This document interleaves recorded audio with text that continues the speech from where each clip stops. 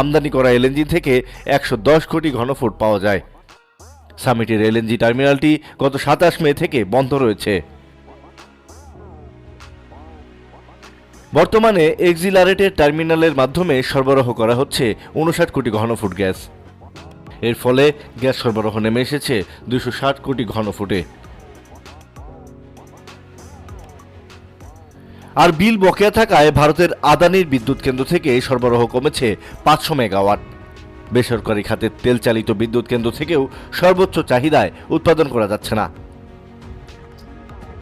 ভারতের ঝাড়খণ্ডে নির্মিত আদানির বিদ্যুৎ কেন্দ্র থেকে দিনে 1,500 মেগাওয়াট বিদ্যুৎ সরবরাহ করার কথা। বাংলাদেশের কাছে তাদের বিদ্যুৎ বিল বাবদ পাওনা দাঁড়িয়েছে 9,500 কোটি টাকার বেশি। এর মধ্যে প্রায় 5,900 কোটি টাকা পরিশোধের নির্ধারিত সময় পার হয়ে গেছে। বকেয়া বিল পরিশোধের জন্য চাপ দিচ্ছে তারা। ব্যাহত হচ্ছে কেন্দ্রটির কয়লা আমদানি। এতে উৎপাদন কমিয়ে 1,000 মেগাওয়াটে নিয়ে এসেছে তারা। আদানির পাশাপাশি দেশের অন্যান্য বিদ্যুৎ কেন্দ্রেরও বিপুল পরিমাণ অর্থ পাওনা রয়েছে সরকারের কাছে। তবে দেশীয় ওইসব কেন্দ্রের মালিকরা উৎপাদন কমেছে বলে কোনো তথ্য এখনো পাওয়া যায়নি।